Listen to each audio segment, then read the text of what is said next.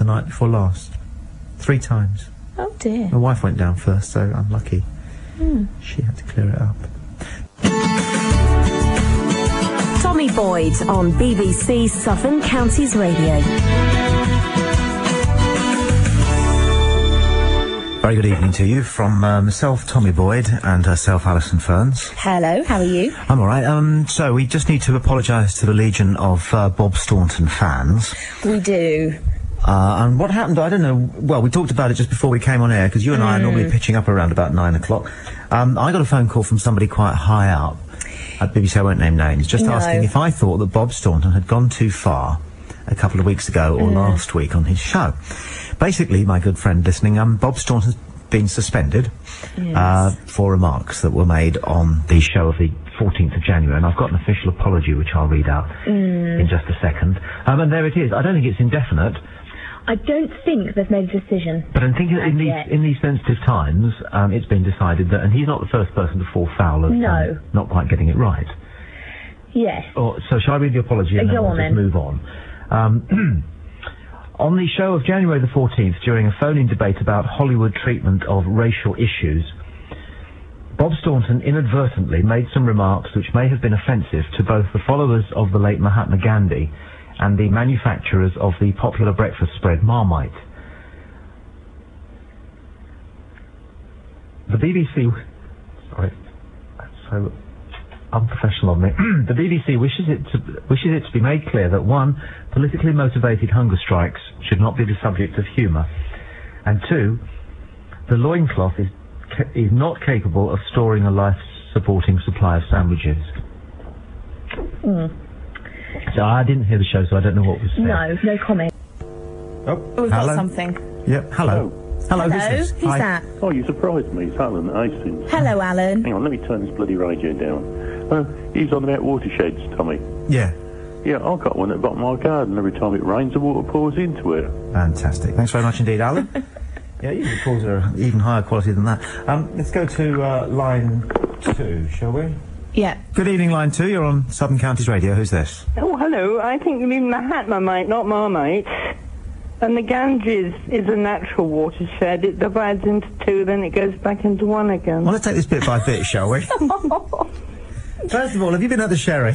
No. I'm not saying you had, I'm just asking. I was making a joke about Mahatma and Well, you Marmite. mustn't, because Bob Staunton's been suspended for making a joke about Mahatma Gandhi. Can you? Alison, hang on a second. What's your name, dear? Hello? What's your name? Dear? Yeah, what's your name? Yeah, people call me dear. I put up with it. You can be called dear. Who are you talking to, me or Ali? Well, how can I distinguish if... Oh, look, let's put it this way, shall we? You can work it out. I know Alison's name, so if I ask somebody their name, I might well be talking to... Sandra. Hello, Sandra. Can we suspend listeners? I don't think we can get away with suspending I think we listeners. should. I'd like to suspend Alan in Hastings. And Sandra? I think she should be suspended, yeah. Sandra, I'm sorry, but you're suspended from listening to... What have I done? Well, just whatever Bob Staunton did. You made a joke about Mahatma Gandhi. Mahatma Mite, I said. Yes. It's nothing to do with Mahatma Gandhi. It's a cross between the 2. It's Marmite. I know, but it wouldn't stand up at a BBC inquiry. Anyway, the Ganges... Ask Gilligan. I'm going now, Tommy. Okay, fine. Bye. Right, bye-bye. But you're suspended. I love the idea of suspending listeners. Alan is suspended from tonight's show. So that's 2 already suspended. Yeah. And do we sort of operate a red card, yellow card? I mean, if you get suspended twice, are you expelled, or...?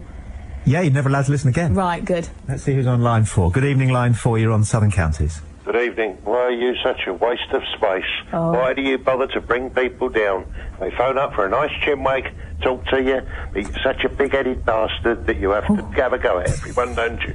You're going to go, aren't you? Because I'm going. Have you phoned up for a nice chit-chat, nice chinwag? Bye-bye. Coward. Bye. You're suspended, by the way. I think that's an expulsion. Yeah. We're going straight to the red card. That is a red card, isn't it? Let's try line 5. Evening, line 5. You're on Southern Counties. It's political correctness gone mad! It's political correctness gone mad nowadays. It's not Bob, it's Tommy and Allison. He's gone as well. He's gone. Yes, Mary Croft has emailed to say she says, Mary in Winchester, that was such a menial reason for suspending Bob Staunton. I do not recall that remark specifically, but on that show he made some distasteful remarks about Stevie Wonder and blind people going into one of his songs. I hope that he is fired. So Mary's got him on something else. Well, you know, write in and complain, Mary, by all means. And David Crouch has emailed, if Bob gets the boots for comment about Marmite, then Boyd should get the boot for talking about his bloody willy on Christmas Day, which was sick, man.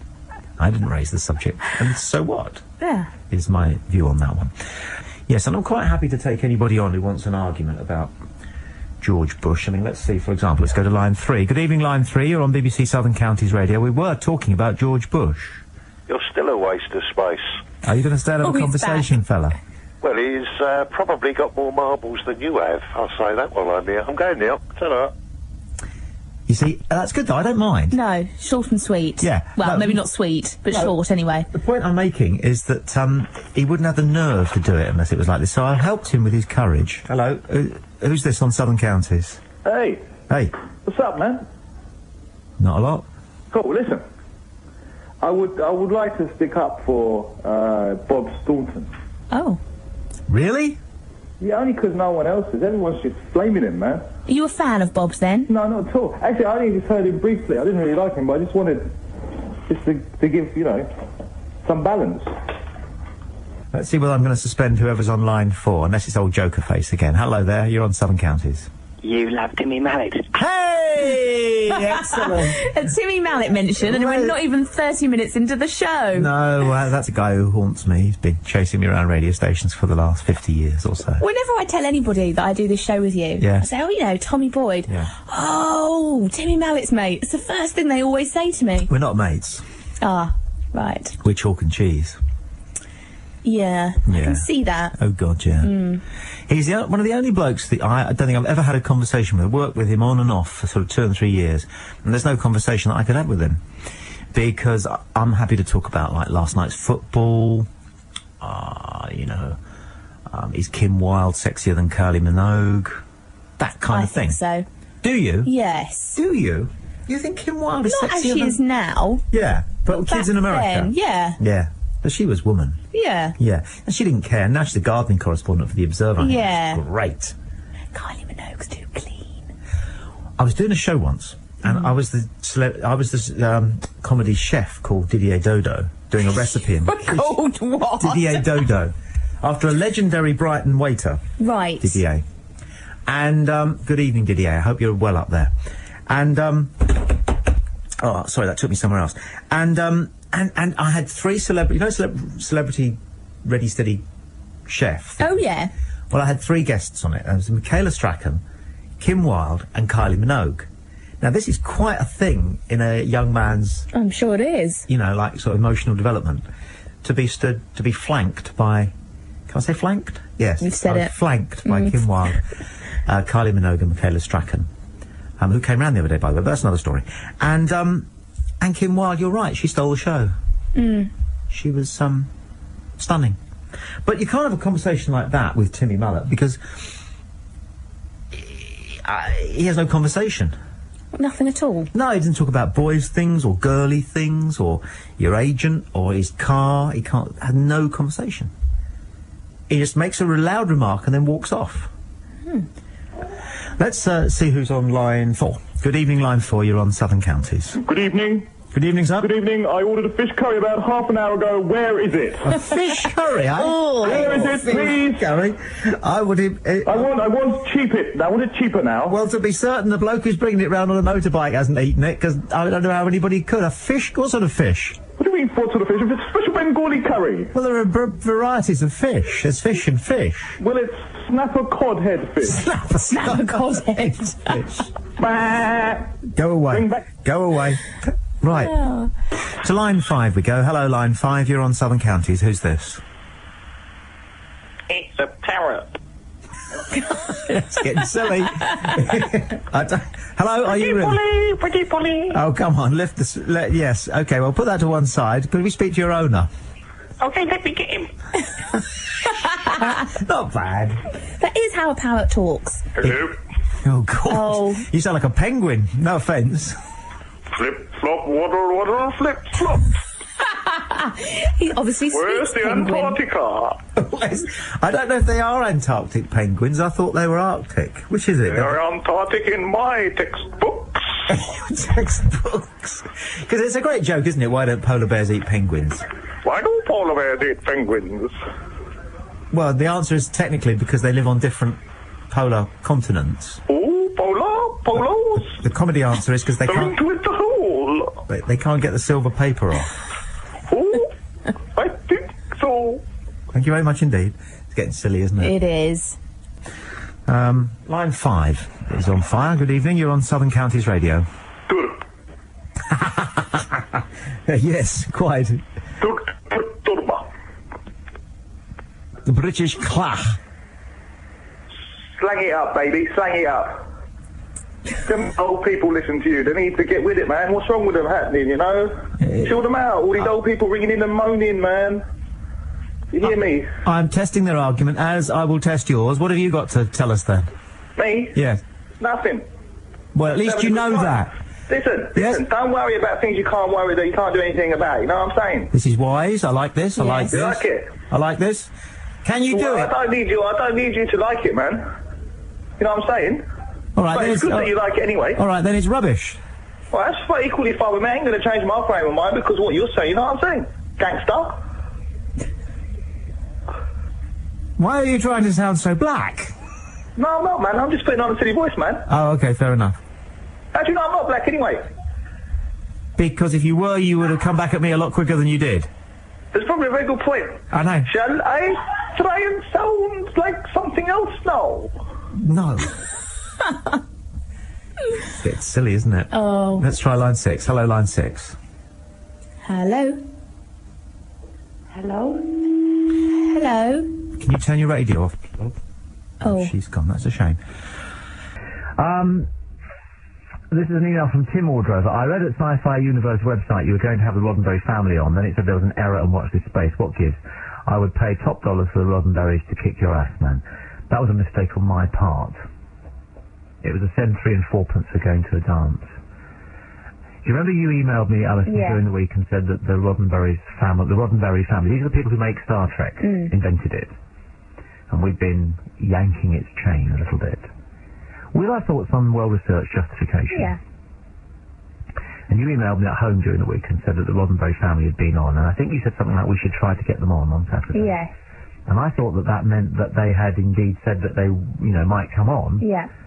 So then I mentioned this to some people who contacted me who run sci-fi websites and sci-fi websites and things, and it went out from there. Charlie's Whispers. Yes, or as somebody said to me years and years ago, communication is at its worst in the communication industry. Isn't that the truth? It's very true. Isn't that the truth? But he won't kick my ass, Tim, much as you'd love to hear it, mate. You're going to get... Your ears are going to get very, very warm waiting for that to happen. You see, rabbits have a tough life. No, they don't. They do? No, they don't. Well, they do. No, they don't. They have a fine life, and then they're eaten by foxes. Which is why, I think, you see... You know the anti-fox the pro-fox hunting lobby? They haven't got a clue. They haven't actually got a clue. What they mean is, we want to do this because it makes us look good so that we can then carry on our romantic practices.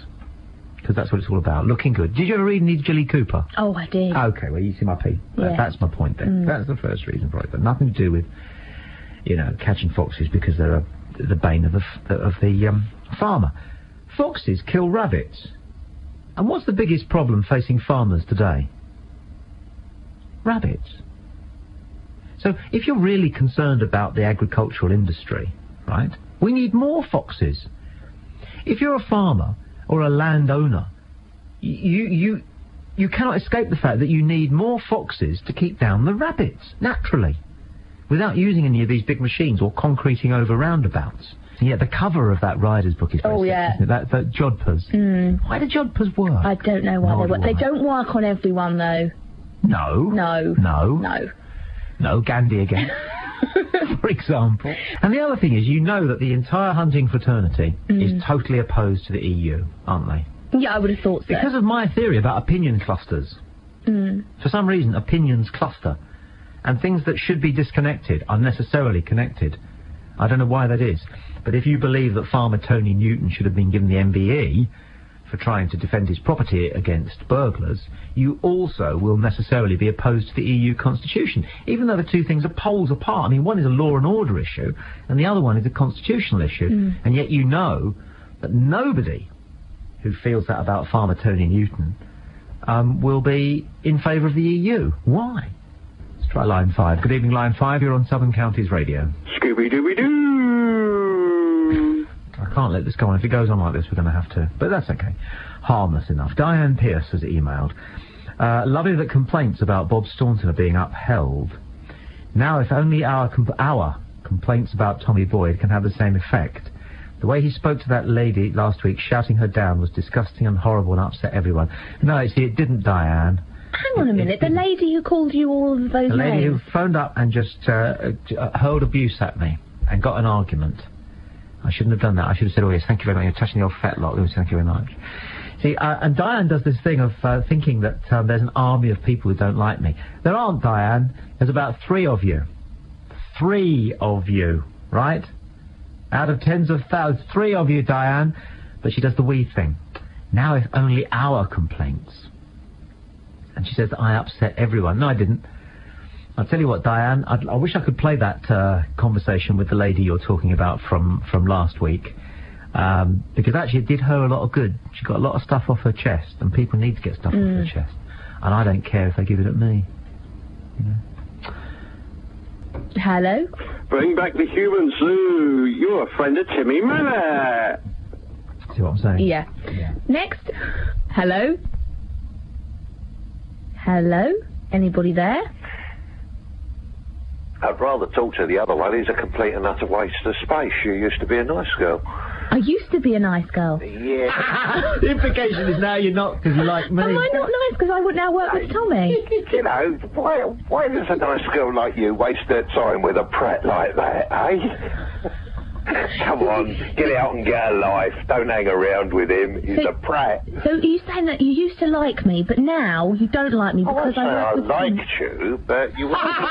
You wouldn't go that far. You can put up with... Right. You charmer, you. Well, that's what you're normally doing, isn't it? You're normally charming the pants off of her, you know, or that's what it sounds like to the average audience. Yeah, she fancies me a bit. Well, I'm not surprised, you know. I'm not surprised either, mate. I'm charm itself, I am. Yeah, well... You should know see all me. about it, don't you? I'll tell you what, mate, I do. Yeah. Did you ever? Oh, I know what I need to know. I don't know everything like you know, but... You certainly don't. Go on, what's the most important thing you know, then? The most important thing that I know, that you're a waste of space. That's for one. That probably is the most important thing you know, isn't it? That's quite true. Yeah. Isn't that sad? Yeah. Are you going to give me the red card this time? No, I'm not. I'll tell you what I'm going to do. You're a pretty good ref then, aren't you? I'm a qualified ref, are you? Oh, of course, it's another one of your qualifications. Certainly is, yes. Are you? I've got my qualifications. What have you got qualifications in there? Oh, why should I bother to tell you? You'd always have more qualifications than me. You can't be bothered to tell us about all your qualifications, can you, eh? Good night, Tommy. Good night. That was quite good fun, wasn't it? That was. Percy Clapham this is the guy who runs Bob Staunton's website, has emailed to say, on behalf of the ultimate Bob Staunton website, I hereby demand why Bob is not on the hair. Thank you very... Like he said, thank you very moustache. I think that's a joke. But Bob has been suspended for remarks he made regarding Mahatma Gandhi and a popular breakfast yeast-based spread. Yes. What it was. A suggestion apparently that Gandhi smuggled sandwiches in his loincloth, which is how he snacked his way through those hunger strikes. Anyway, Diane Pierce has emailed to correct me. In correction of Tommy Boyd, us and our refer to the listeners and listening audience. I can very well speak for them, thank you very much indeed, because I am a listener. You can't speak for us, I can. OK, Diane, you can only speak for yourself, because you don't know any other listeners. I, on the other hand, can speak for myself as a listener, because I listen to the radio station as well, and I'm listening to this show, actually, as it's going out. Come on, Diane, you have to do better than that. And Margaret Richardson has emailed, I hate and despise George Bush, but agree with his stance on gay rights. They shouldn't have any in this country. Just so you realise, I am on the committee of my local Methodist church. I have given money for the appeals on the tsunami, and I regularly contribute to the Southern Counties programmes on mail and on the telephone. Why did I tell you that? Because you always ask people to back up their views. So she's saying that there shouldn't be any gay rights in this country, or because she's on the radio. No, she's on the radio quite a lot, and that backs up her point that gays shouldn't have any rights in this country. Right. Also, she gave to the tsunami appeal. Right. And John has emailed saying, instead of using your dictaphone, you should have used your finger. How many times do we have to hear that joke? Oh, dear. And it still doesn't quite work. Do you want to take line 2? Hello, who's there? Oh, hello. Hello? It's Alan Hastings. I've been unsuspended. Oh, yeah, he did let you back on the pitch. No, you're suspended again, mate. I'm sorry. No, you told me to phone back. Then get off. No. Get off. No. Get off the line. No, I refuse. Wait, you're suspended. No, I'm not. I'm unsuspended. Phone you back. You're back on a yellow. No. You are. No. You are. No, I don't believe that. Well, I'm in charge. What are you talking about? You don't believe that? I'm in charge. You wouldn't have got away with this in the army, mate. You'd have been in the cooler. I wasn't in the army. No, I said you wouldn't have got away with it in the army. Was you in the army? In a sense, yes. You was a commanding officer, no doubt. I am officer class. I'm glad you spotted that. I can't hear you very well. I didn't turn the radio up. I've turned it down. Why didn't you turn the radio up? Well, because it would repeat, wasn't it? How? That's better. How's that? Yes. I can hear you through both ears now. Good. Right, no, what I texted in earlier on while I was under suspension about if the whole world was gay. Yeah. Yeah. I can hear Ali laughing. What? Sorry, it's the idea that you're under suspension still, but I can go hear on. thousands of people laughing, Alan, but go on. I don't mind. No. You know, all the time they're laughing at me, they're not laughing at you, are they? True? Get on with it. Yeah, no, my point was, nothing against gays, nothing against anybody else.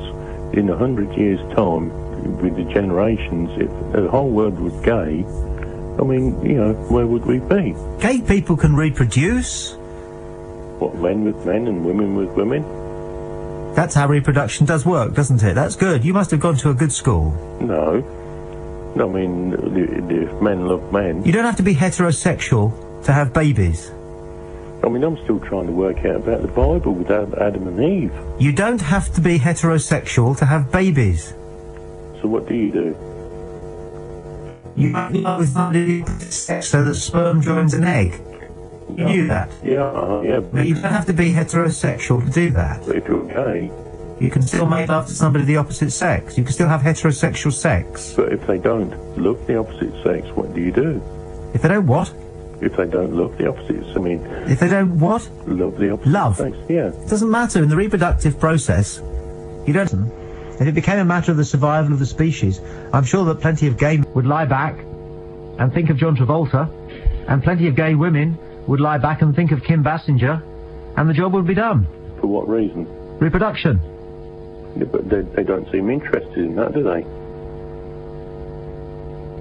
No, you're not following, are you, really? I am following. No, you're not. No, you're not. You're the one that's not following. Yeah, now what you're saying is, I think, that a gay man can only make love to a gay man. No. Well, a gay man can therefore make love to a gay woman.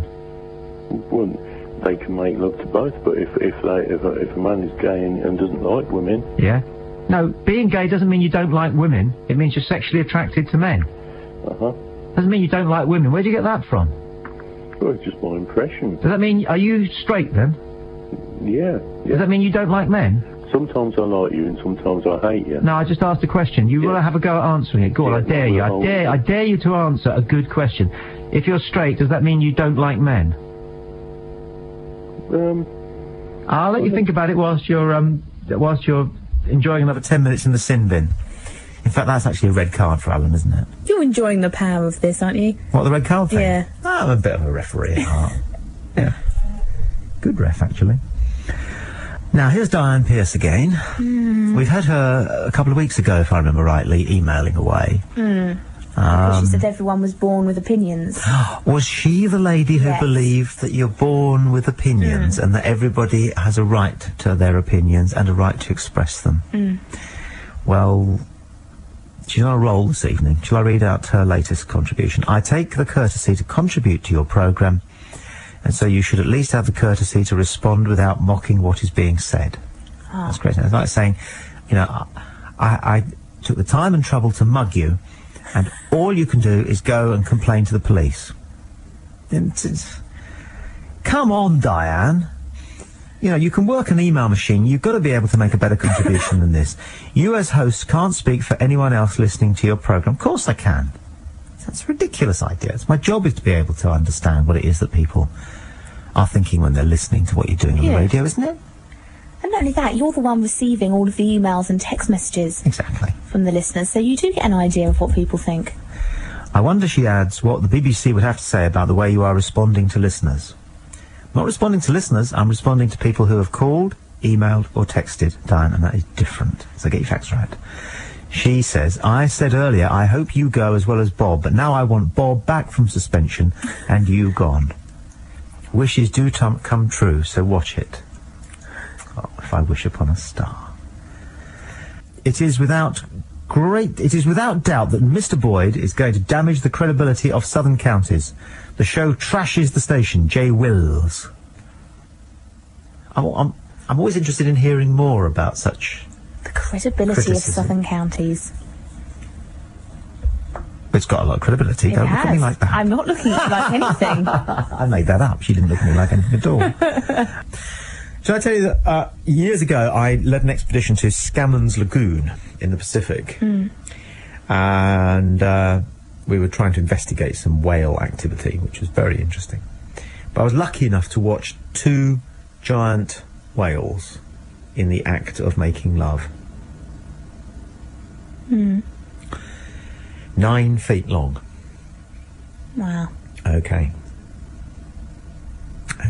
And this is the fascinating bit. We're talking about the length of the whale. No, the whale was 60 feet long. 9 feet. Yes. 9 feet. Yes, sorry. But the most interesting thing about the whale's tackle is that it's prehensile and it can control its movement. Oh. And I have to say the emailers to this show are the best I've ever come across. Kitty Shy has emailed BBC Southern Counties Radio, the Tommy Boyd Allison Ferns programme. So late on a Saturday night, she emails this. Hi, you guys. You do seem to have a regular brigade of both callers and emailers who regularly complain about you. Have you had this on any other station, and what would you class them as? Serial complainers. And I hope you know you have your regular supporters to balance it out. Yes, we do. Know that. Kitty. But frankly, the ones who want to cause trouble are a bit more fun. Do you know what I mean? Yeah, and I think some of them, I mean, if they really meant everything they come on here and say, why are they still listening? Terrifying. They love it. And have I had this happen to me at any other radio station that I've worked? Let me think a moment. Well, I guess possibly. Diane Pearce is back. Oh, yeah. This time, thanks to your prompt, she's on about being born with opinions. Shall I read it to you? Go on. Yes, I am the lady who emailed before about being born with opinions. You have yet to prove otherwise. Well, we did, but she's never going to believe us, is she? I believe this because genetically you are born with a set of characteristics that control the way you look, your nose length, hair length, etc. How do your genes determine the length of your hair? Surely that's more the barber's job. Oh, Diane, baby, I love it. I'll read that again, because this is actually what she's written. I believe that genetically you are born with a set of characteristics that control the way you look, your nose length, hair length, etc. I also believe such genes exist that control your emotional extremes, so people who are disposed to violence inherit that tendency which controls opinions. All opinions are governed by emotions. That's what she says. And she's a chemist. Emotion, I made that up. Emotions are genetic. Case proved. Diane, do get back to us and tell us a little bit more about how hair length is a genetic trait.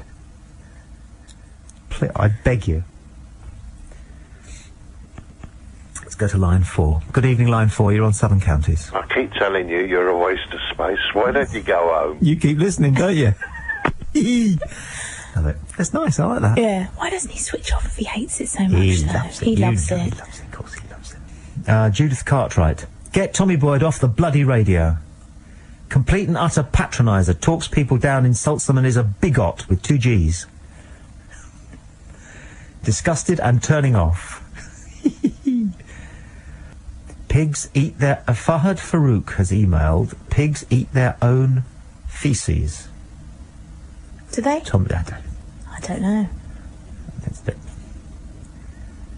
Well, actually, lots of animals are fascinated by their own waste products for a variety of reasons.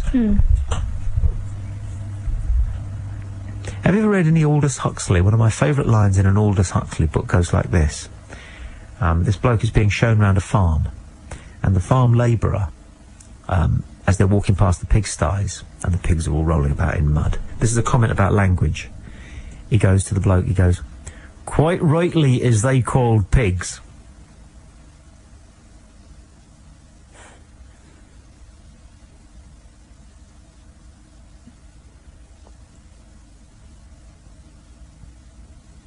It's like one of those meetings, isn't it, where you decide to endure the silence. I love it. Do you see the point, though? I mean, the bloke thought that they were called pigs as an insult. Because they were pig-like. Because they were pig-like, yeah. Yeah. Anyway. Right, and Gavin Beale says, now you're talking. I love the whales. Estrictius robustus. You say the whale's willy is massive. Deaf doesn't transpose to James whale. Whatever that means. Thank you for your call. Now, Diane Pearce is back about hair length being a genetic trait. If hair length is not genetic, how do you explain... This is quite good. She says, if hair length is not genetic, how do you explain baldness? That's not length of hair, that's absence of hair. Yeah. I think what she meant, but she couldn't quite get it out, was that hair colour and characteristics and how quickly maybe a hair grows, that sort of stuff. No, hair grows at the same length, doesn't it? No. No, come on. I don't think so. Oh, dear me. Well, no, if you're suffering from baldness, then obviously your hair... doesn't grow at all. No. But we're talking about the speed of hair length growth. See, I've had I think my hair would grow at a different length than yours. You think everybody's hair grows at exactly the same speed? Pretty much, yes. I don't know. By the way, I have had a spurt the last week or so. I noticed this myself the other day. Yeah, see, I have spurts. I don't think it's the same for everyone. I wonder why that is. Is it the moon, or is it nutritional? And my dog's got a bit scatty. Oh. Just suddenly hairing off in all sorts of directions. Very sick the night before last. 3 times. Oh dear. My wife went down first, so unlucky. She had to clear it up. That's our pet news for the week. Thanks for that. Pet update from the Boyd household. No. Jason Turner has emailed, the beauty about going bald is that it starts off as the worst experience of your life. Covering patches up, seeing tufts of hair on your pillow in the shower. It's really scary, and all you worry about is comments about people noticing. But a few years down the line, I'm happy to say I would not have my hair back even if I could. There's a certain cool about it. And as I've piled on a few pounds over Christmas, I was delighted to hear someone say I look like Ross Kemp the other day. Fantastic and very low maintenance. You've got a good head of hair. Do you ever worry about losing it?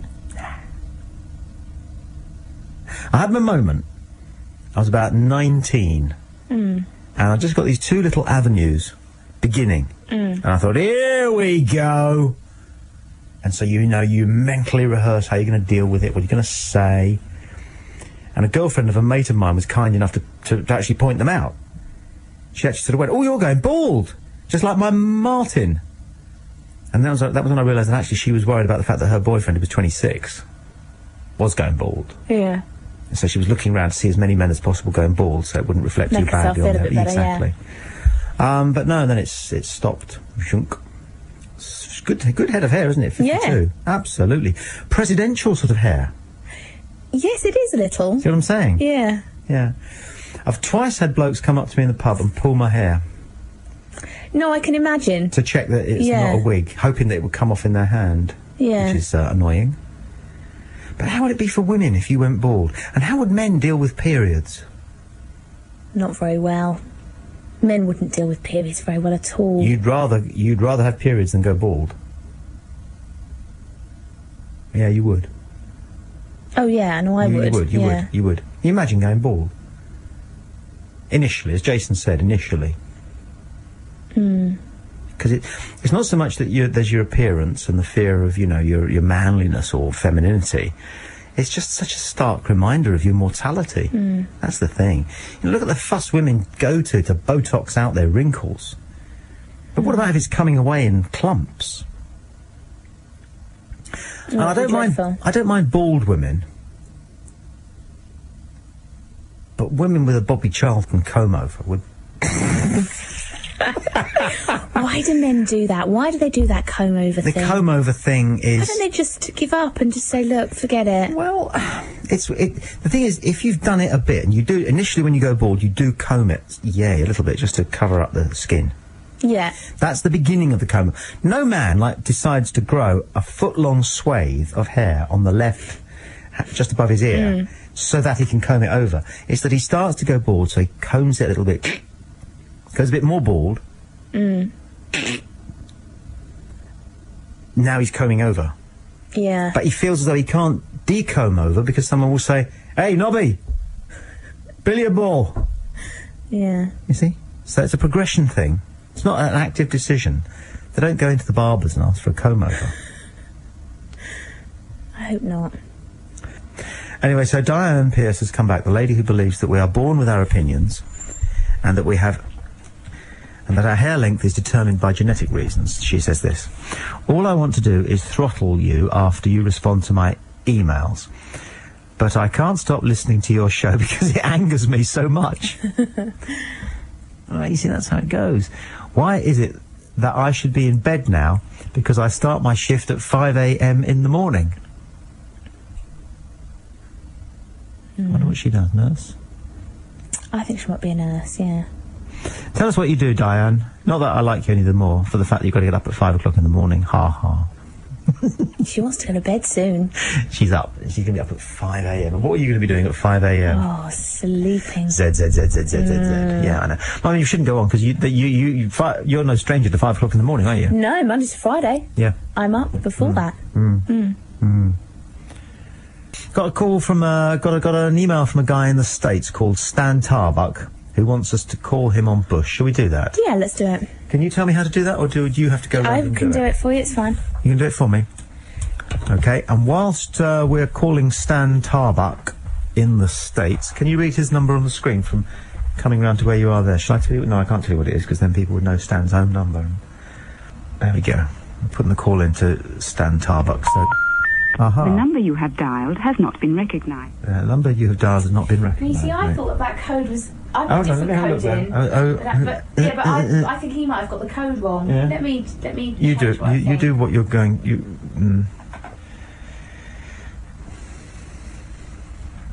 See, I had a different...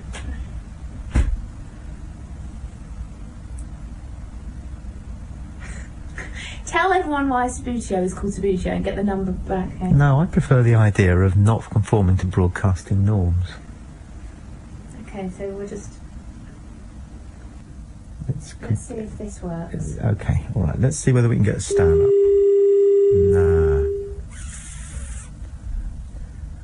Oh... Okay, I thought the code for America was 1144. Anybody know the code for America? Email me from the United Kingdom, tommy.boyd@bbc.co.uk, or you can text message me if you happen to know it. Write that number down again and check that I'm doing the right one on my eye so it's not failing.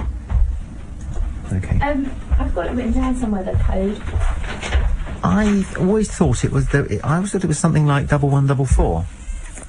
It's either 011 or 001. Stan, if you're listening, Stan Tarbuck, if you're listening in the... Well, we know you're listening on the internet in the United States. We're trying to call you, buddy. Just having a bit of trouble with the old phone number. I'm hoping that you're anti-Bush, because we over here in England are huge, on this show, are redressing the balance. And so we're saying we're huge fans of George Bush. We're trying to get hold of Stan Tarbuck. I'm going to try something different. I think he's perhaps added too many numbers.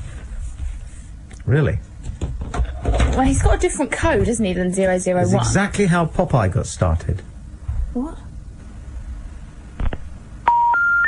The number you have dialed has not been recognised. No. Back to the drawing board. We'll get Stan to email his views in. But this is the last time I'm going to try. All right, Stan Tarbuck, if you're listening in the States, stand by to pick up the phone.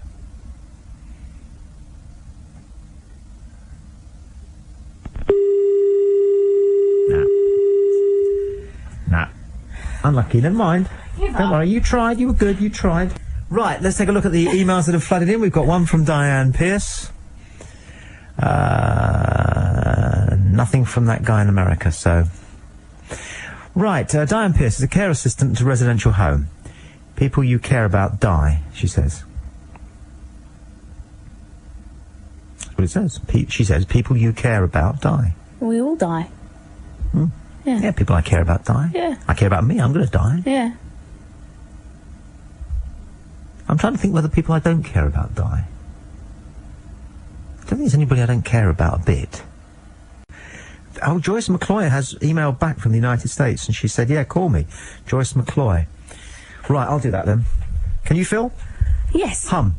I know. Tell people where Sabutio comes from. No, because I can't remember that. And the thing is, as well, if you do tell me about the Sabutio thing, it'll just be like 10cc, and then I'll have to then repeat the piece of knowledge to everybody I meet, which is just not good. Well, I will quickly tell you where Sabutio comes from. Okay, I'm going to. I'm just phoning Joyce in the United States. I think you should hold on to it, because I think there's people who are waiting up until the end of the show at 1 o'clock just to find out about Sabutio. I think just tease them a little bit longer. Tease, I love the word tease. I love the word tease. Yeah. What do I do now I've dialed the number on the machine? What do I press? You press one of those squares. One of these squares? Yeah. That one there? That's it. Okay. Let's see what we've got. We're looking to hear the voice of Joyce McCloy.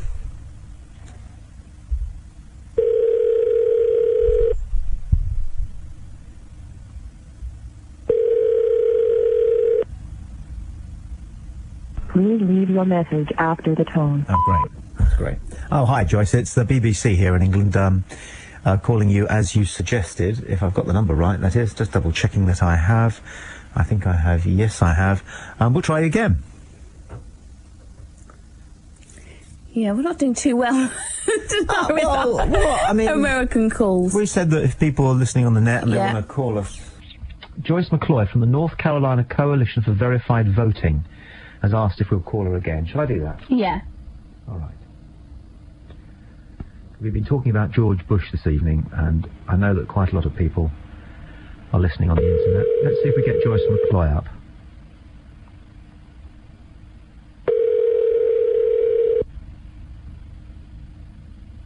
Please leave your message after the tone. Now, Joyce, it's United Kingdom and the BBC again. Your latest email specifically says, sorry, had machine on. Please try again, machine off. If I was considering sending a donation to the North Carolina Coalition for Verified Voting, I'd definitely be wondering. Are you there? Pick up if you're there. No. Do you ever leave the answer phone on? Tommy Boyds on BBC Southern Counties Radio. Hello? Hello there, you're on Southern Counties. Who's this? Yes. People are just butting in now. Yeah. I love it. I'm butting in, yes. Beautiful. What I detest about the presenters on your programme is that you use a lot of slang. That's a yellow card, mate. You're suspended for the rest of the show. Be a joke. Yeah, you want to be suspended permanently then. Go on, say it. By the ghoulies. I know that's what you want to say. No, but the point is... You haven't got the ghoulies yourself. Refer to football as footy, which is not... There's no such thing... Just shut up and listen for a second, because I'm going to have to...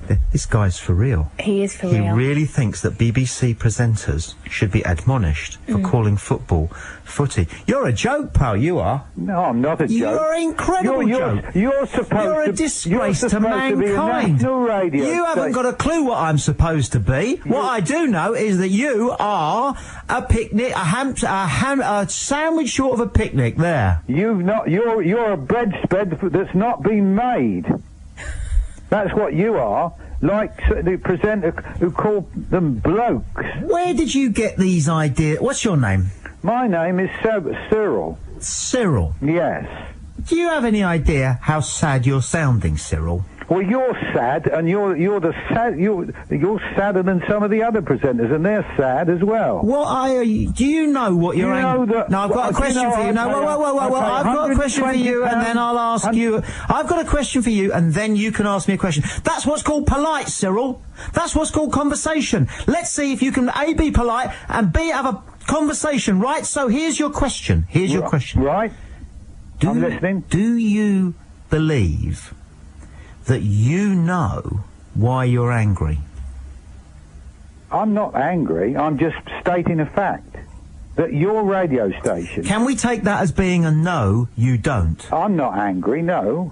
I'm just stating a fact that what your station is the amount of slang that you use on there, and you people probably get 30 grand a year for appearing on that station. A month, mate. A month? Well, that's even worse. Why should it? I give people more pleasure than Ginola or Wayne Rooney, so why shouldn't I get paid what they get paid? When Wayne Rooney scored those 2 great goals tonight, you're joking. He didn't score 2 goals tonight. He did. He scored 2 goals for Manchester United. No, he didn't. Yes, he did. He did not.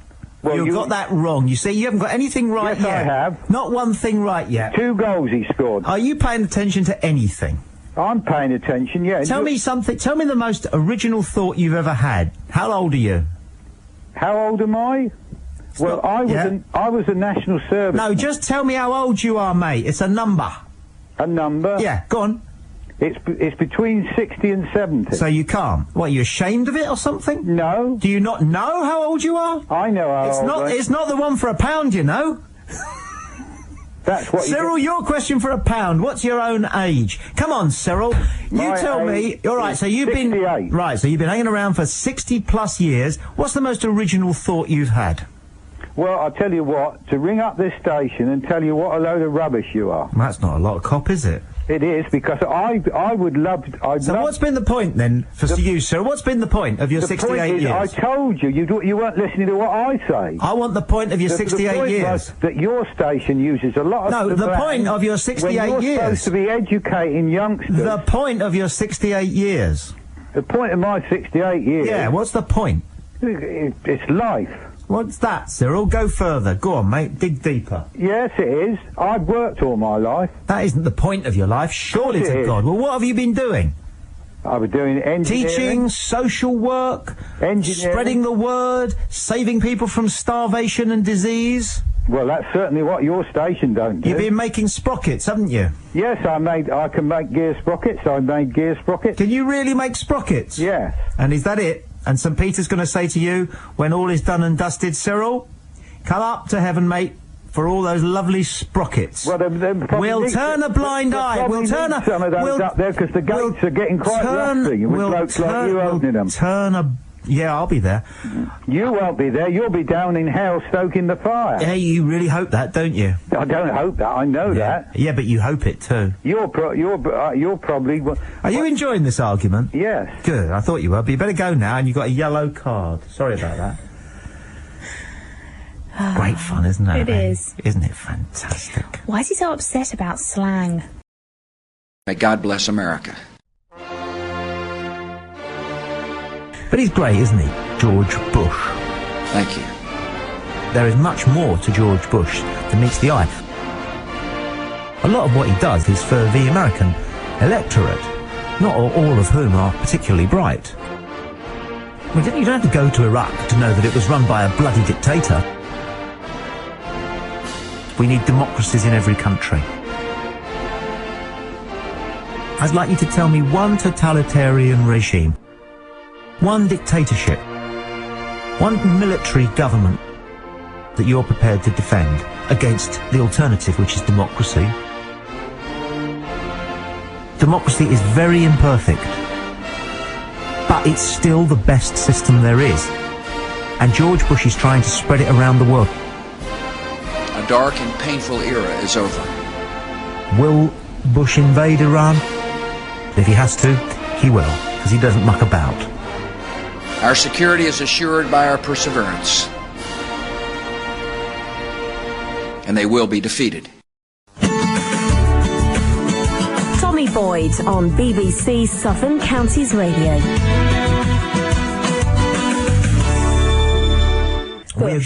We agreed that tonight's show was going to be devoted to a range of topics, but one of them was going to be, what do we think of George Bush? Because I mentioned last week that I think that he doesn't get the credit he deserves.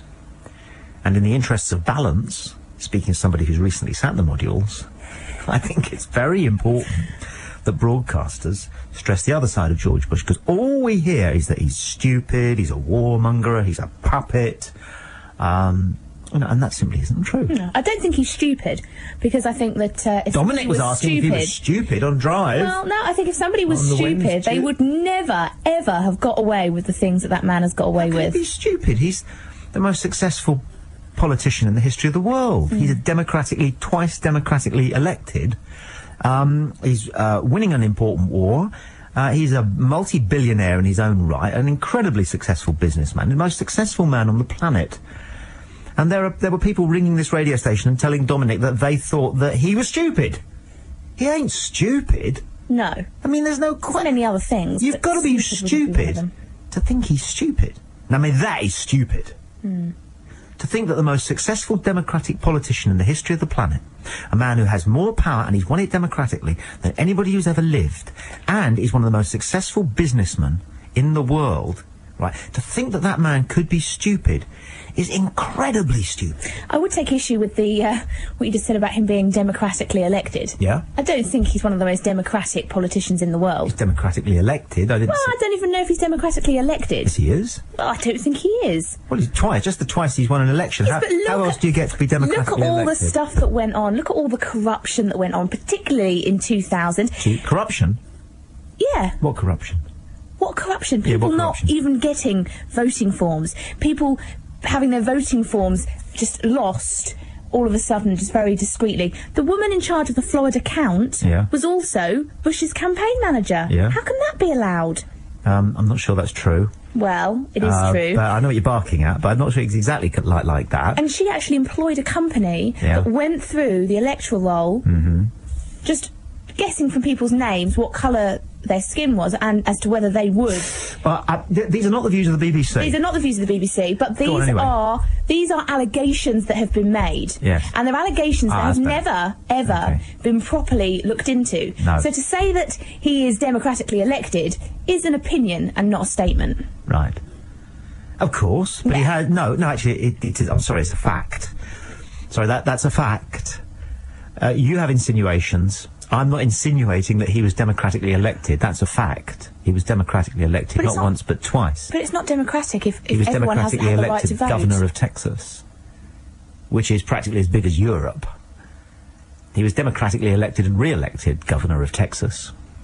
Well, of course, that's no great feat for a Republican, but he was he beat Al Gore, and then he beat Kerry, out of sight. So he did. So he is the most powerful democratically elected politician in the history of planet Earth. That is no mean feat, is it? No. And he's colossally rich and powerful and influential in the business sphere, and he's done that all by himself. Okay, so he was born into a good family, but still had to do it himself. Sad to do it himself. I don't think he'd have been made to sit on the board of different companies if his daddy hadn't been the president of the United States of America. And I think that I've actually seen footage where he's actually even admitted that himself, that he got where he is in the business world before he became president himself because his dad was the president. And I've heard footage where he's actually said, and people want access to the president, and I could give them access. Yeah, that was on Fahrenheit 9/11. Yeah. You saw the edited version on television. I did. I've seen both, and yes, he does say that. Yeah. And why not? Because it's the truth, and he's an open man. Well, I don't know that he's an open man. Well, then he said something that you're now using against him. So he's either, so he either is stupid, and he's not, or else he's an open man. No, he's a politician. Yeah.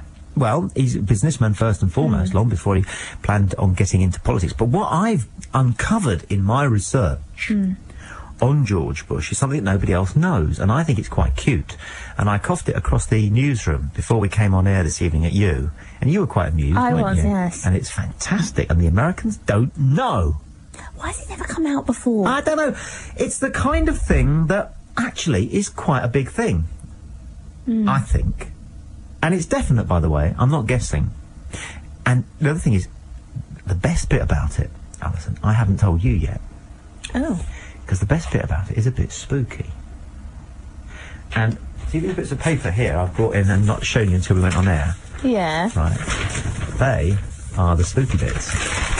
Oh. I'm going to get you to read them out on air. all right? Okay. Because I love seeing your face as you go, because that's how you'll go. You'll go, what? As you read this out. This is factual stuff about the Bush family going back a few years. I can't wait. Oh, I look forward to it. I'll tell you something you don't know, though, about George Bush, who's going to be one of the subjects of tonight's programme. Something I won't don't tell you. know. I'll tell you something about Bob. Bob? Bob? What Got happened him on there? the brain. Tell you what it is. Can you shut the door? Because I'm hearing myself coming back at me. That's what it is. Should we take a nice tune and give people an opportunity to decide what they think about George Bush, George W. Bush? Yes. Who I say is a force for good. I believe that in 100 years' time, there will be a shrine to him in Washington, a bit like there is at the moment to Abraham Lincoln, and a big marble statue of him with a flame burning beneath it, and an inscription which records the fact that people went to America originally to be free. They did. But once America had achieved internally everything that it needed to, it then took freedom to the rest of the world. And I think George Bush will be seen as the man who began that push, that pioneering push of democracy and freedom and free press and free speech around the world. That's what I believe. I know it's unfashionable. I completely disagree with I know all you of the do. above. How bog standard A of free you. press. How can you say a free press Huh? even when he apparently, I believe this to be true, you'll probably tell me I'm wrong, he actually banned all TV companies and all newspapers from taking photos or any footage of the coffins coming back from Iraq carrying the bodies of the dead soldiers. Okay. He said this is not allowed to be broadcast. How can that be a free press? That wasn't what happened. Right, what happened then? Well, first of all, the business of a coffin belonging to a relative is a very private matter, and for it to be used in television broadcasts is something that would need to be, in my view, negotiated between the relatives of the deceased and the broadcaster. It's private and it's personal, and the Pentagon has always had a policy in the United States of treating with great caution either the remains of American deceased service personnel or their caskets rather than coffins. It wasn't George Bush saying you're not allowed to show any of this, because if you watched Fahrenheit 9/11, you'll remember that piece, that voiceover, was by Michael Moore, went over what pictures? Of American servicemen's caskets arriving home. So the filming was taking place. It's a question of how you use it. And what's the story? You're a newscaster, what's the story? How does that work? Where do you put that in the bulletin? 12 more caskets came home today. How's that a news story? Well, it's a news story because people are giving up their lives for a war that a lot of people feel should never have happened. Yeah. There were no weapons of mass destruction, and those young men and women have been sent over there to fight. What for? If there weren't weapons of mass destruction, why didn't Saddam Hussein let, what's his name, Hans Blick, go where he wanted to, do what he wanted to? So Why didn't he do that? if there were weapons of mass No, I'm just destruction, asking the question. why didn't the UN Why wasn't he cooperative? sanction the attack? Why wasn't... I'm asking... No, my question first. No. Why did Saddam Hussein not cooperate with the United Nations? It's a question I haven't heard anybody asked, any of the anti-Bush brigade. Why then, if there was nothing going on, why did Saddam Hussein fail to cooperate with the United Nations? And they said that he wasn't cooperating. Why not? Because if you think it through, he was actually signing his own death warrant, wasn't he? Because he was giving the White House the green light they wanted. And the United Nations kept saying, you know, we haven't found anything, but that's because we don't believe we're being cooperated with. Now, you've got the future of the world at stake, and you're the leader of the so-called free world, which it is compared to life in Iraq. You going to take the chance? Guy's not cooperating. Keeps being asked. But there's lots of other dictatorships around the world that Bush has not gone and invaded yet. Do you really think the fact that the oil issue of Iraq, you really think that is not a factor in why Bush wouldn't attack? Here we go. You're in the street, okay? There's 5 guys coming at you. One's a great big guy with weapons, okay? The other 4 are little guys who are carrying tissues, by comparison. What are you going to do? Take out the little guys? Because it's easy? You're going to deal with the one who is the biggest risk. And you can't take them all on. So you deal with them one by one as the danger presents itself. And Saddam Hussein, who, bear in mind, had the 4th largest army on Earth, clearly represented the biggest danger for a bunch of reasons.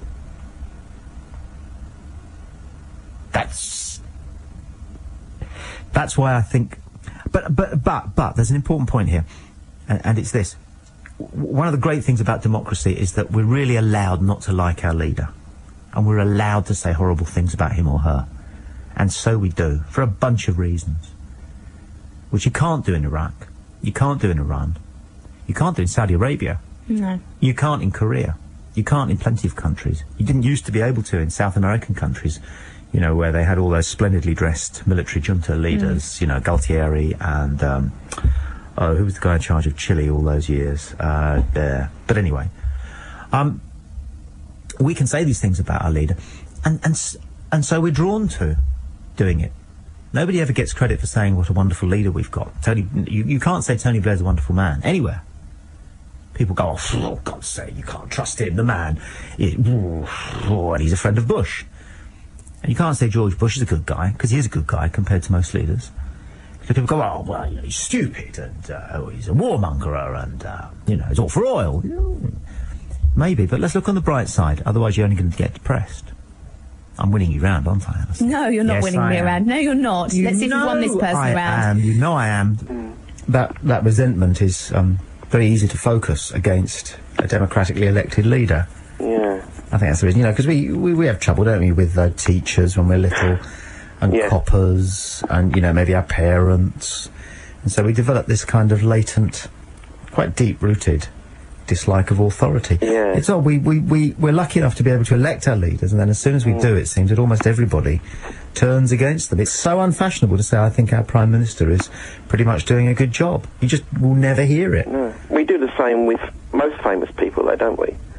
People that get, you know, I mean, whether you agree with them or not, you know, some of the people who earn loads of money from singing or whatever, we seem to they'll always be looking around for some reason to bring them down again when we built them up. And how? You know? I won't talk about it, but Michael Jackson's trial starts on Monday. Oh, does it? Yeah. Thanks for your call. Okay, bye. Nice man. They went into war on a false premise, and we have been dragged into the most destructive historical situation. No, you see, I just don't agree with you, and I think that, you know, you've got nothing to go on. You've got no information yourself to say that they knew that there were no weapons of mass destruction. You can't know that there were no weapons of mass destruction. And if there weren't experiments taking place, if there weren't development programs in place, why didn't Saddam... If he had nothing to hide, why did Saddam Hussein fail to cooperate with the weapons inspectors? Well, it's my opinion that he was trying to, but George Bush and his father were hell-bent on seizing control of the oil, and this is what it's all about in Iraq. Of course it is. Nobody's saying it isn't. Good. Then you would agree that He's one of the worst presidents America's ever had. He's far and away the greatest president America have ever had, and he's far and away the greatest leader the free world has ever had. Listen, my friend. Yeah? How much does a tube of toothpaste cost you? Go on, I'll tell you. I don't use it, but tell me. Right. Well, you wouldn't have any toothpaste if it wasn't for Middle East oil. Right, you're right. I agree. It wouldn't get to your shop. And if it did, it would cost about £3 a tube. So, yeah. Right? It's not just about being able to get to A to B yourself in your own car. And how many people in this country would be prepared to go without their car? Or be rationed to a litre of petrol a day, a litre that cost them £5? What would happen if Blair and Bush allowed that to happen? What would happen to them? How would the country feel about them? Not very happy. No. How would they feel if there was no food in the shops because there were no lorries to get the food to the supermarkets? It's obvious, isn't it? How would they feel? How would people feel if they were starving, if there were no medicines in the chemist shops for people to put cream on it? Yeah. Because the lorries were simply sitting there, didn't have any petrol. How would we get the country, how would we keep the country moving if we didn't have petrol? Well, the problem is this, surely, I think you will agree with me here, that Iraq is on the borders of Iran. Yes, there's been a terrible war between them. Hang on a sec. I asked a question. I was hoping there might be some kind of attempt to answer it. I'm serious.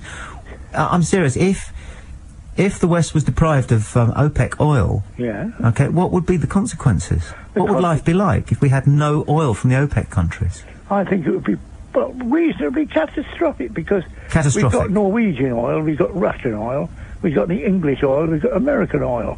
So we're not exactly deprived of any way of getting it.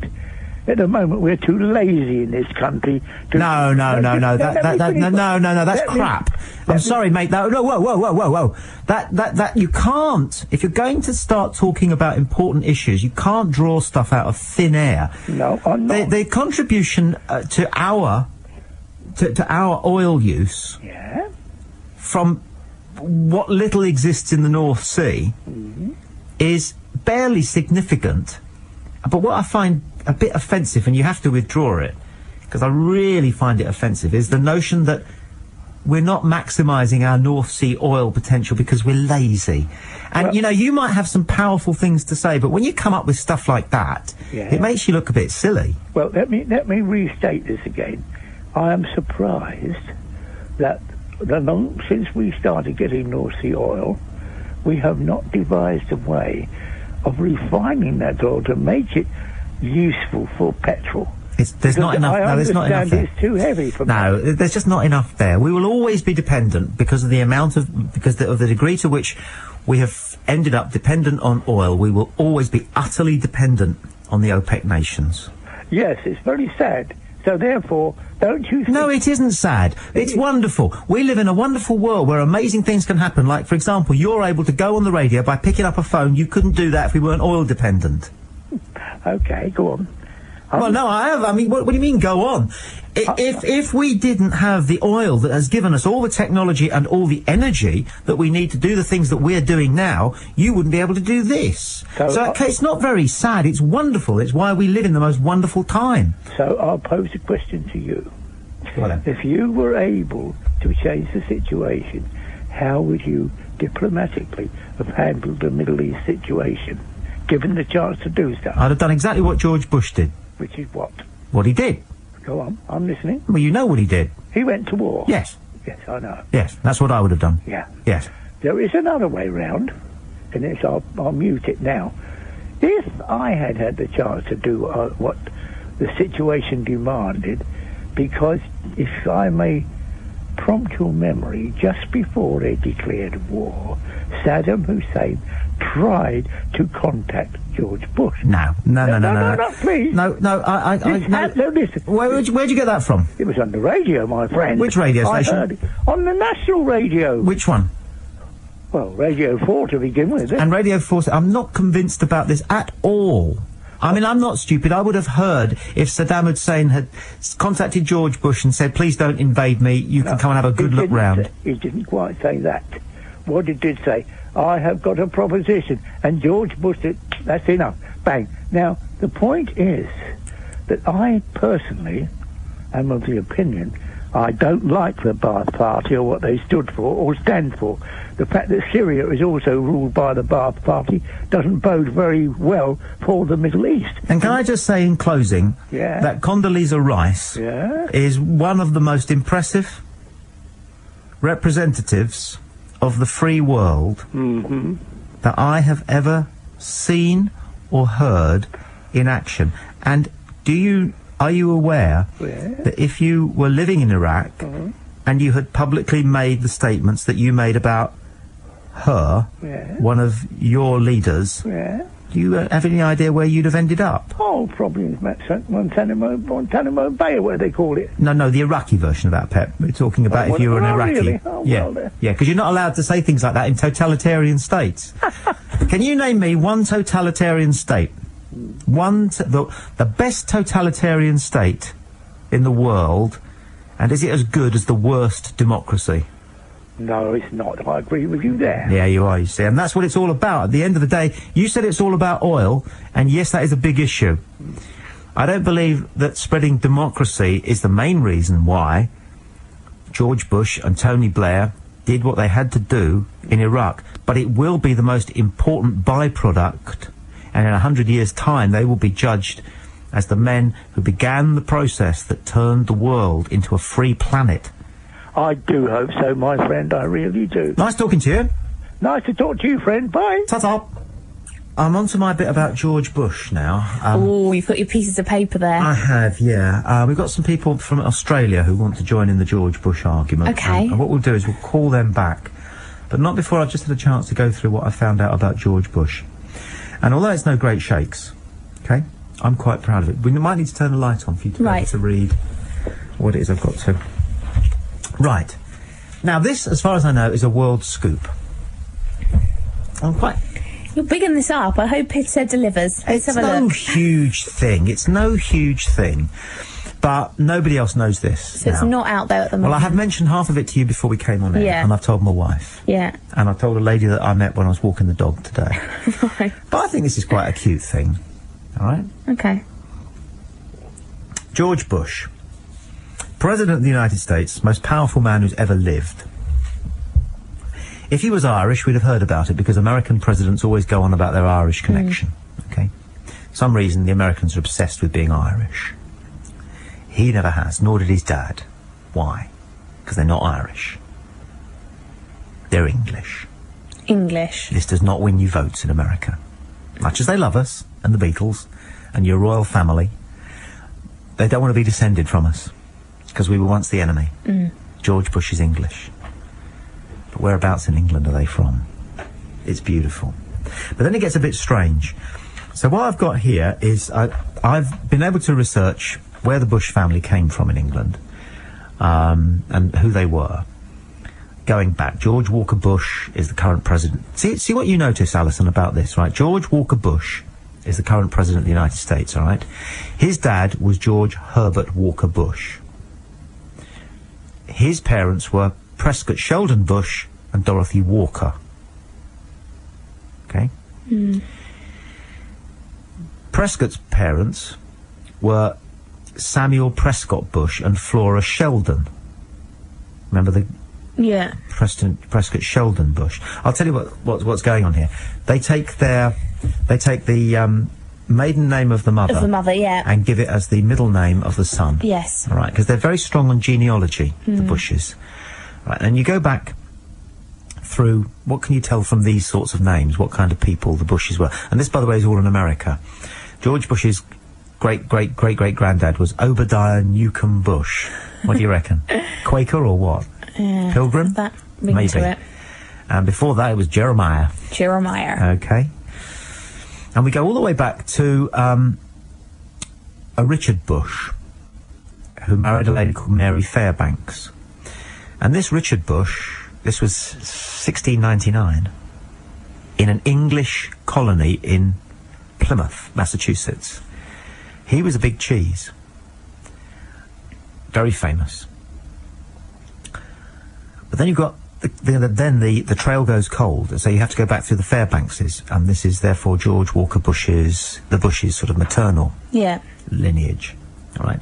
And you go back through Jeremiah Fairbanks, Jonathan Fairbanks, and Grace Smith, who were married, and they were the people who emigrated to the United States, and therefore they are the national origins of George Bush, and they are from Yorkshire. Yorkshire? He's a Yorkshire lad. George Bush, the Bush family. I'm sorry, I mustn't stereotype here. But they are Yorkshire lads from just outside Halifax. Isn't that great? That is great, and I would never have had him down as a Yorkshire lad. A place called Sowerby. And there was at least one minister in the George Bush family tree, James Smith Bush. And then you've got the Obadiahs and the Jeremiahs. And they're very strong on genealogy. They always take the mother's maiden name and give it to the son as a middle name, just to keep the genealogical thing through. Now, there is a church in America which is very strong on genealogy. It's the Mormon Church. Yeah. They're very strong on genealogy. Do you know anything about the Mormon Church at all? Not much. Okay. They're allowed to have lots of wives, aren't they? Yes, they are. Like the Muslim faith. Yeah. A man can have more than one wife. But if you'd be interested, at the bottom of that page there is what is the information that I've got about, for example, Jonathan Fairbanks, who was the man from Yorkshire who went to America, and George Bush is ultimately their descendant. Do you want to just read out what it says about Jonathan Fairbanks? From the beginning? Yeah. Jonathan Fairbanks was born in 1594 in Sowerby, Halifax, York. He was christened in 1595 in Dedham, Norfolk, Massachusetts. He died on the 5th of December, 1668 in Dedham, Norfolk, Suffolk County, Massachusetts. He was buried on the 5th of December, 1668 in Dedham, Essex, England. Gets a bit odd there. But read the next bit. He was sealed to his parents on the 13th of November, 1950 in the Salt Lake Temple. He was baptised on the 21st of May, 1901.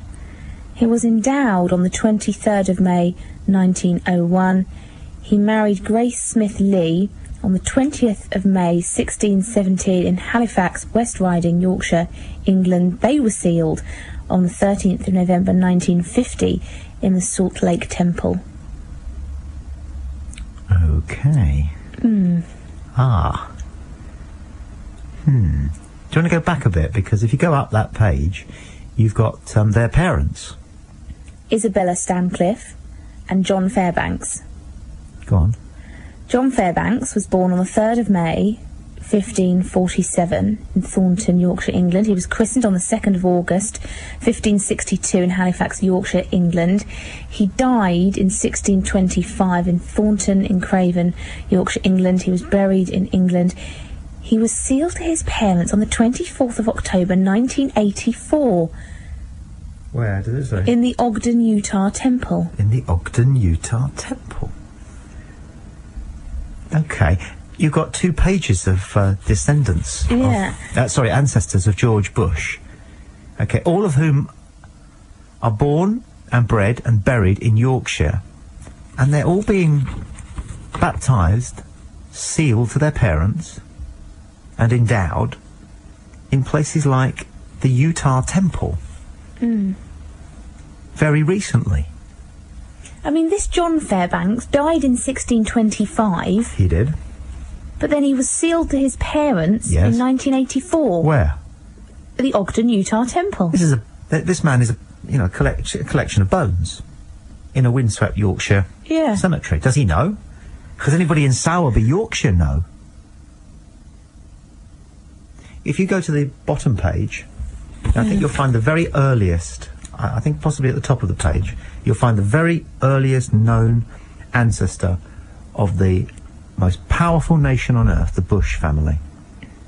And I think it goes back to 14-something. 1445. 1445, that is 550 years ago. Go on, William Fairbank was born in Yorkshire, England. Yeah. He died in 1518. This is before America's discovered. Now, this is weird. Go on. He was sealed to his parents restricted date. He was baptised, restricted date. He was endowed, restricted date. He married Mrs. William Fairbank about 1505 in Yorkshire, England. They were sealed on the 9th of March 1991 in the Seattle Washington Temple. Do you know where all this information comes from? No. The official Mormon genealogical index, which is open to the public. So, right, so we found out that George W. Bush is a Yorkshireman, and that his family were almost certainly pilgrim stock, Quakers I suspect, who went to the English colonies in Massachusetts. But now they've been rebaptising like crazy, I suspect, into the Mormon faith. All of these people who died 500 years ago. You're wondering why. And how? How can you be baptised if you're dead? What do you think? Do you know anything about the Mormon religion? Not much, no. Yeah, it's a paperback. So why do you think they're having it done? Are you inferring that perhaps the Bush family are trying to hide? I don't know. Their ancestry. I just know the facts. I leave conclusions to clever people. But I think that's interesting, don't you? Turn the light out again, because I'll tell you the last bit, because I think this last bit is in the hands of a conspiracy theorist, this last bit will be quite big, all right? The Mormon Church was founded in the United States in the middle of the 1800s.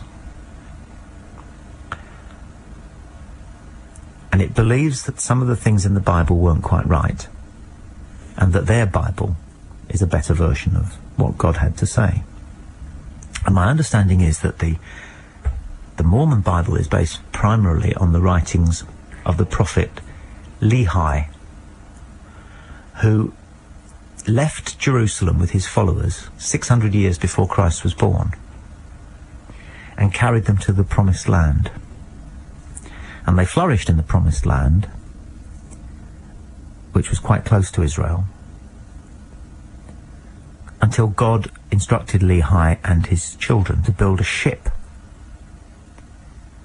And in the ship they went and discovered America. This is what Mormons believe.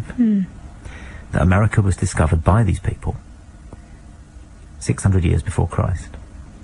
And they became the people of America. And they split into two groups, one of which were quite spiritual people, the other of which were a bit heathen. And there were various wars to decide who actually would run this Promised Land. But do you know what the Promised Land was that they went to when they left Israel before they went to America in 600 BC? It was only Saudi Arabia.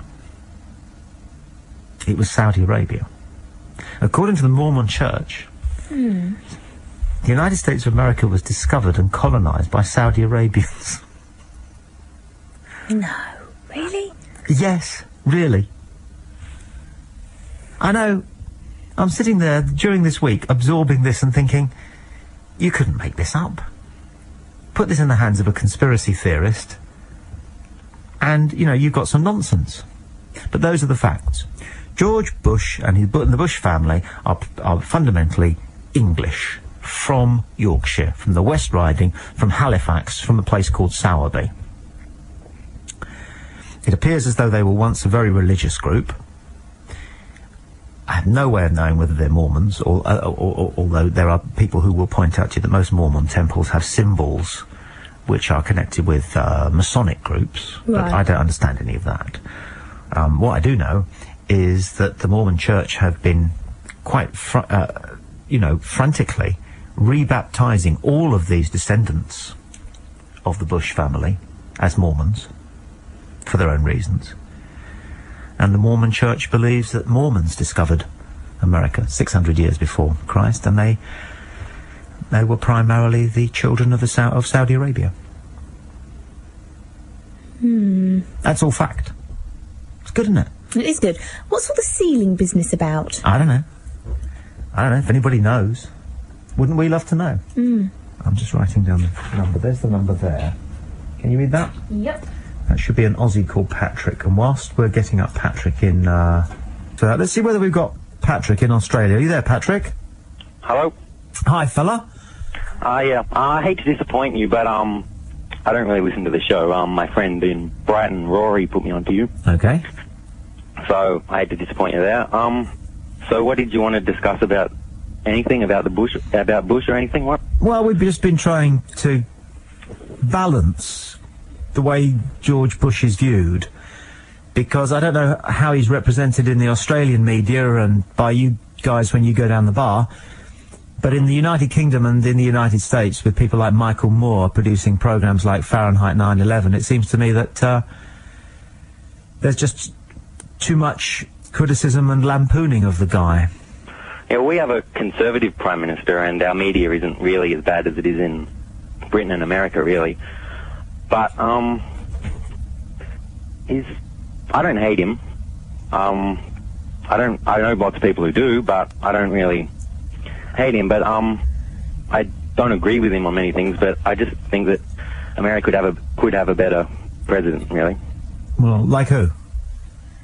Well, I think Kerry was better. In what way? Listen, I mean, hey, let's take that. Okay, right, okay, you're an Aussie, you don't mind an argument. Mm-hmm.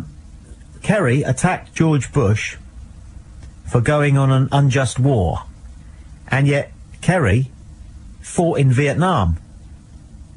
He actually picked up a gun and took part in an unjust war.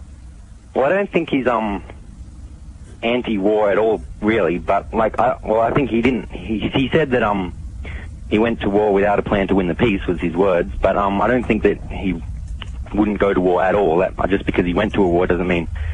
If he says he doesn't like how Bush went to war with Iraq, that doesn't mean he wouldn't go to war under any circumstance, really. Is that what you were... Yeah, but I'd still rather finish the conversation, because I've enjoyed talking to you by letting you know that we're going to kick your butt when it comes to the Ashes next summer. Well, I don't really follow the cricket, but I'll take your word for it. All right, fella. All right, nice one. Thanks for talking to us. Yeah, all right, see ya. What a strange thing. A reasonable... Okay. What? I love Aussies. I've never met an Aussie I didn't like. I've really never met an Aussie I didn't like. They're all fantastic in my book. Tony Lee says, email the show about Bush. All this unfounded Bush hate is just a result of the current trend of fundamentalist leftism and their prejudices against Christianity. Plus, he looks like a monkey, which is fair enough. Richard Slade has emailed, Mr. Boyd, my problem with Bush is not so much with Bush himself, but with the arrogance involved in imposing our notion of freedom and truth on a country that's not yet developed it for itself. No, that's fair enough, Richard. It's fair enough that if a country has no freedom or truth to impose freedom and truth on people. What's wrong with that? Allison, since Richard's not here. Well, I don't think they have imposed freedom on them as yet. They're having elections tomorrow. In fact, the elections have started now. Hooray! Yeah, they're having elections, but they've got a curfew imposed on them. How free is a country where you're told what time you've got to go to bed at? Well, it's not going to last forever, dear. Whatever. It's just during the election. It's necessary. It's not free, is it? Well, give it time. How long? No, precisely, give it time. So why are they having the elections now, before Iraq is stable? Why don't they wait until it's a little bit more stable and then hold the democratic, free elections? They're proceeding at about the right pace, it seems to me. They could have gone home a lot quicker. That would have won them a lot of friends at home. They could have gone home before the election. But of course then there would have been plenty of reports about civil unrest in Iraq, and I think the degree of civil unrest in Iraq has been tragic, but for me surprisingly minimal compared to what I had expected from what we're told about the warring factions, the internet sign factions within Iraq. It's been remarkably peaceful, I think. 08459570057. He goes on, Richard. This freedom you present to be so glorious, what is it? It's freedom, mate. It's what it says. It's freedom. It's being able to do what you want, say what you want, express whatever thoughts you want, vote for whichever government you want, vote for whichever government, publish what you want in the newspapers, not get picked up in the middle of the night in handcuffs and are never seen again. No, I completely agree with that, but most of the candidates for the Iraqi elections are still secret. No, they're not. They are. No, they aren't. The majority of them, they've had to keep them secret. Now, you could say, as they're saying, How many it's because candidates are there? Well, I don't know exactly. 775. Right. Right. And which of those are secret?